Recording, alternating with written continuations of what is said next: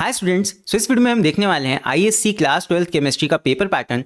And जो paper तुम्हारा जो एग्जाम पहले होने वाला था वो पोस्टपोन हो गया था कहीं ना कहीं, एंड अब वो तुम्हारा 21 मार्च को होगा, राइट। सो यहाँ पे केमिस्ट्री का क्या पेपर पैटर्न है, किन बातों का हमें यहाँ पे ध्यान रखना है। आई होप तुमने मोस्ट यहाँ पे केमिस्ट्री अपनी प्रिपेयर कर ली होगी, बट किन बातों का तुम्हें इन टाइम पे ध्यान रखना है पेपर को देने से पहले, ये यहाँ पे हम डिस्कस करने वाले हैं। तो चलो स्टार्ट करते हैं अभी अपने इस वीडियो को।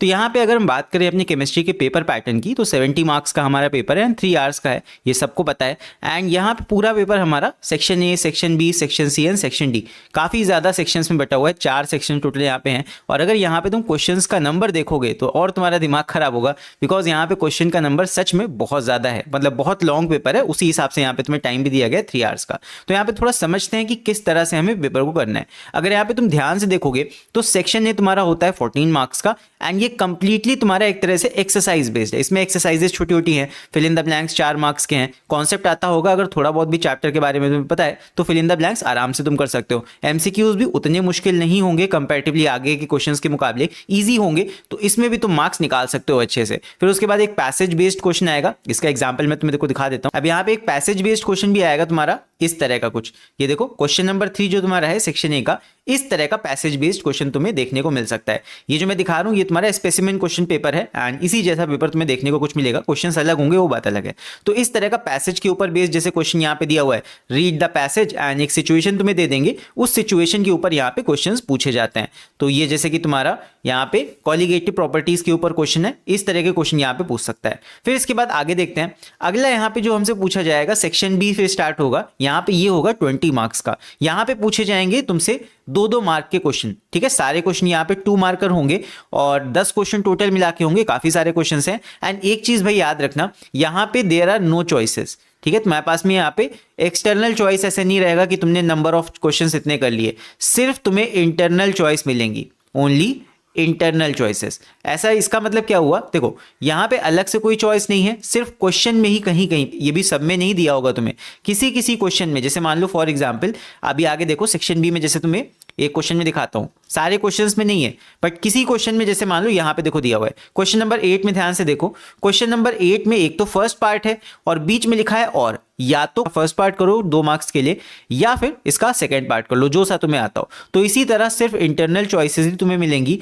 कोई भी यहाँ पे एक्सटर्नल चॉइस नहीं गिवन है। देखो यहाँ पे मेंशन भी रहेगा that internal choices have been provided, सिर्फ इंटरनल चॉइसेस, वो भी कुछ क्वेश्चंस में, in 1 question each in section B, section C and section D. सिर्फ एक सेक्शन में एक ही सवाल में इंटरनल चॉइस दे रखा होगा, इस हिसाब से यहाँ पे।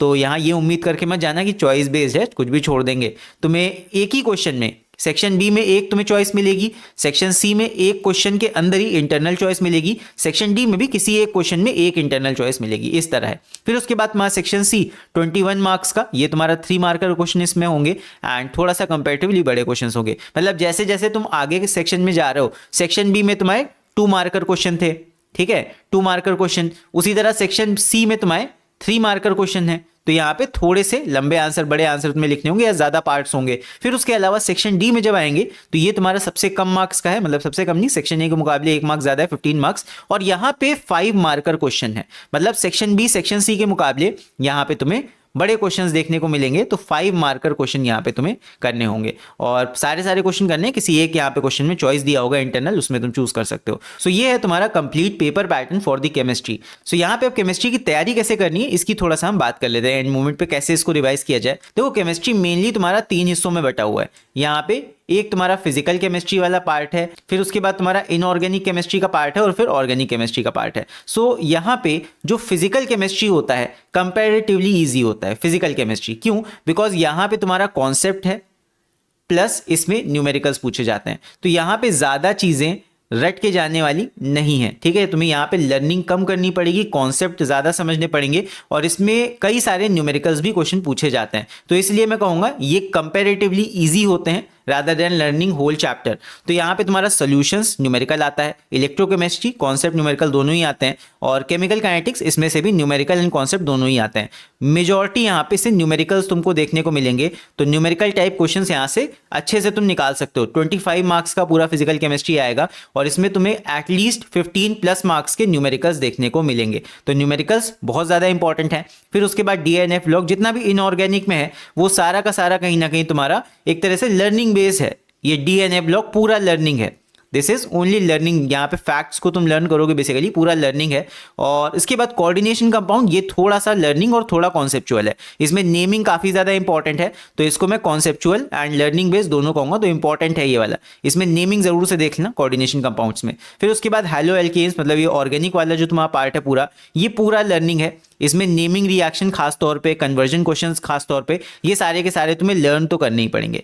तो इसमें मेन तुम्हें लर्निंग पे ध्यान देना है ऑर्गेनिक केमिस्ट्री में, और लर्निंग में अगर थोड़ा बहुत दिमाग लगा लोगे तो लर्निंग आसान हो जाएगी, लेकिन तुम्हें याद तो करना ही करना पड़ेगा। सो यहाँ से हमें यही समझ में आता है कि डिफरेंट पार्ट्स ऑफ केमिस्ट्री को तैयार करने का अलग तरीका है। ऑर्गेनिक केमिस्ट्री लर्न करना है और समझ के लर्न करना है, ठीक है, लर्न विद अंडरस्टैंडिंग, ये तुम्हारा ऑर्गेनिक केमिस्ट्री को तैयार करने का तरीका। यहाँ पे तुम्हें नेमिंग रिएक्शन पे खास तौर पे ध्यान देना है, और जो कन्वर्जन वाले क्वेश्चंस होते हैं उनको प्रैक्टिस कर लेना लास्ट ईयर के पेपर से। फिर उसके बाद इनऑर्गेनिक केमिस्ट्री कंप्लीटली फैक्चुअल है, यहाँ पे भी लर्निंग तुम्हें करनी है पूरी पूरी, बिकॉज यहाँ पे फैक्ट्स हैं और कुछ नहीं है। DNA ब्लॉक तो पूरा तुम्हारा फैक्चुअल चैप्टर है, जो फैक्ट्स हैं वो तुम्हें याद करने हैं। फिर उसके बाद कोऑर्डिनेशन कंपाउंड्स में थोड़ा तुम समझ सकते हो ये है, और शुरुआत के जो 3 चैप्टर्स हैं वो प्योर तुम्हारे कॉन्सेप्ट बेस्ड हैं एंड वो प्योर न्यूमेरिकल बेस्ड चैप्टर्स हैं।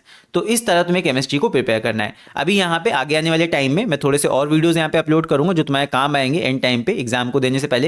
एंड इसीलिए अगर तुमने अभी तक चैनल को सब्सक्राइब नहीं किया तो चैनल को सब्सक्राइब जरूर करना, और अगर तुम्हें वीडियो अच्छा लगा हो तो इस वीडियो को लाइक भी करना। एंड इसके अलावा अगर केमिस्ट्री के किसी एक टॉपिक में तुम्हें कोई प्रॉब्लम है तो वो तुम नीचे कमेंट्स में लेके बता सकते हो। अगर ज्यादा बच्चों के सेम टॉपिक पे कमेंट आएंगे तो मैं उस टॉपिक को जरूर क्लियर कर दूंगा, right. So all the very best for chemistry exam. And इसके बाद अब हम मिलेंगे नेक्स्ट वीडियो में, तब तक के लिए take care, see you and bye bye.